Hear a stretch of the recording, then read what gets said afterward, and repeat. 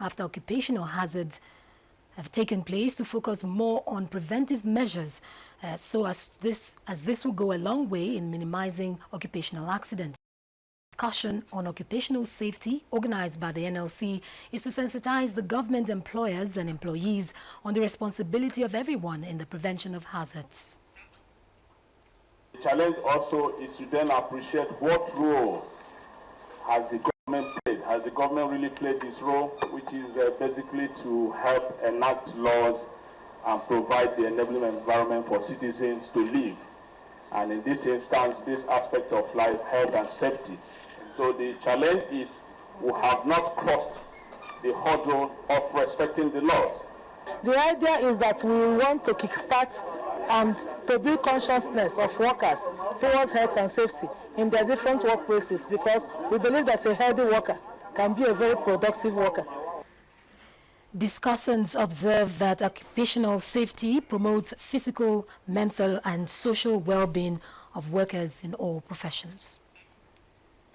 A renowned gynecologist has advised couples with fertility issues to take advantage of the options available to address the situation.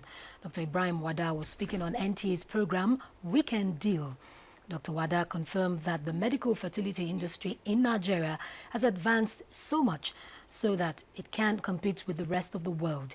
He enjoined couples, especially women, not to remain silent but take advantage of the facilities which he described as second chance.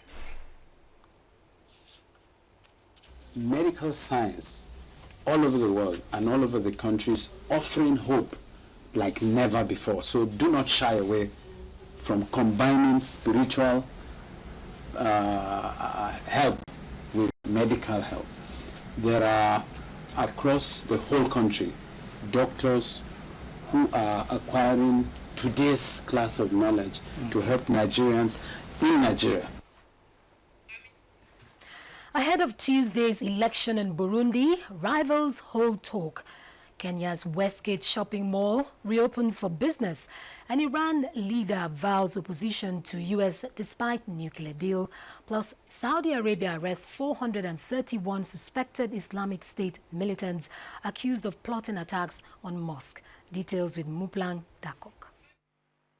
Burundi's government and opposition have opened a new round of negotiations as part of a last-ditch effort to resolve a major political crisis over President Pierre Nkurunziza's controversial re-election bid. Presidential elections are due to take place in the Central African nation on Tuesday, and the opposition has until now stood by its plans to boycott the polls, leaving little time for a deal to be reached. The crisis in Burundi began in late April when Nkurunziza announced his intention to stand for a third consecutive 5-year term, despite constitutional 2-term limit, sparking months of turmoil and a failed coup in mid-May. And in Kenya, Westgate shopping mall reopened for business Saturday, almost 2 years after Somali Islamists stormed in and massacred 67 shoppers and staff in 4 days of carnage. Around 50 shoppers are said to have queued to the first to pass through the newly installed metal detectors at the main entrance after Nairobi Governor Evans Kidero and Atul Shah, owner of the main regional supermarket chain Nakumatt, declared the mall back in business. In Iran, Supreme Leader Ayatollah Ali Khamenei has said that Iranian opposition to the U.S., which he describes as arrogant, will not change despite a nuclear deal with world powers, adding that Tehran remains sharply at odds with U.S. policy in the Middle East. Speaking in an address to mark the end of the Muslim month of Ramadan, Khamenei said he wanted politicians to examine the agreement to ensure national interests were preserved, as Iran would not allow the disruption of its revolutionary principles or defensive abilities. And security forces in Saudi Arabia arrested 431 suspected members of the Islamic militant group.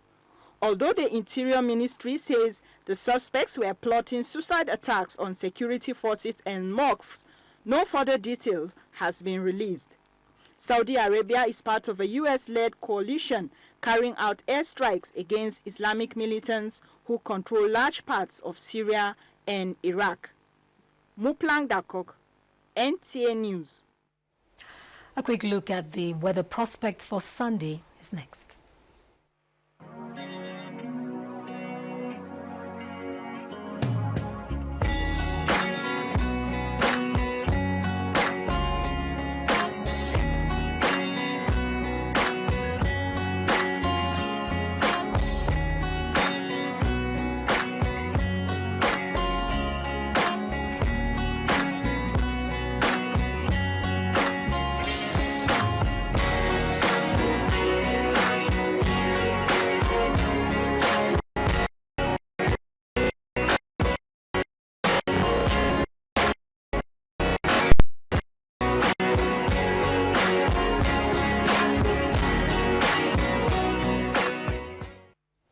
Well, that wraps up NTA International News. Thanks for your company.